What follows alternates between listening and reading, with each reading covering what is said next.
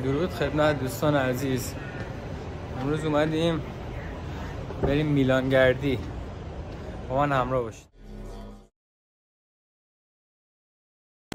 به ایستگاه مترو هم منتظرم که مترو بیاد برم سمت مرکز شهر.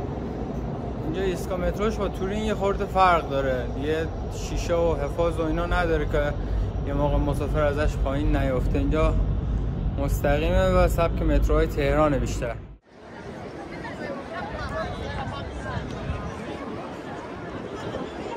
خفنی که پشت سرم میبینید میشه گفت معروف ترین کلیسای جهانه. ببینیم بیشتر.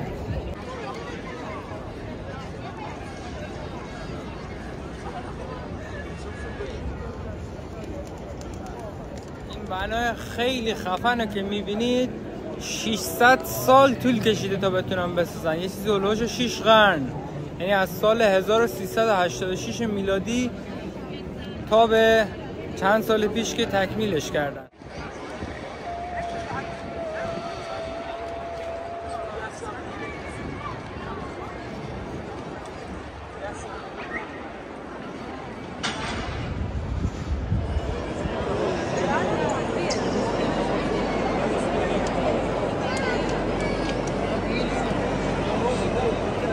خواستگاه همه برندهای معروف مثل دیور، لوی ویتون، چنل، کوچی، رولکس و خیلی برندهای دیگه است.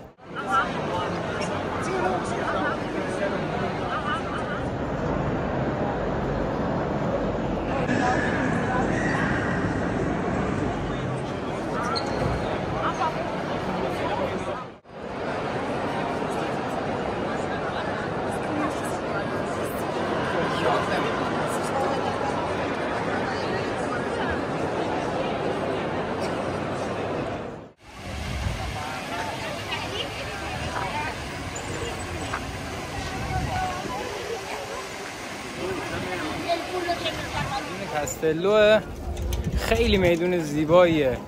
من خودم برای اولین بار اومدم میلان. به شما پیشنهاد میکنم حتما میلان رو بیاین. کمتر از 2 ساعته که الان 2-3 ساعته که من تو میلانم، ولی میلان خوشبختانه جوریه که تو یه روز میشه تقریبا کلش رو دید. تمام بناهای تاریخی و قشنگش تو مرکز شهرش جمع شده. یعنی وقتی به مرکز شهرش رو ببینی تقریبا همه بناها رو بخوای 1 ساعت 2 ساعت ببینی یه روز وقتتو میگیره.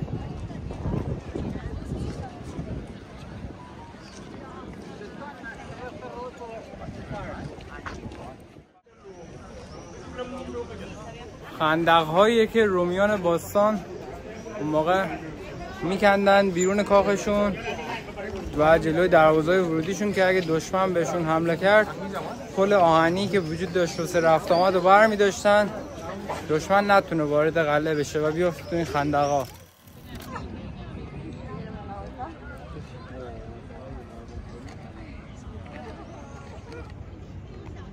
یه جورایی اومدیم به میدون شانزلیزه فرانسه ولی تو میلان.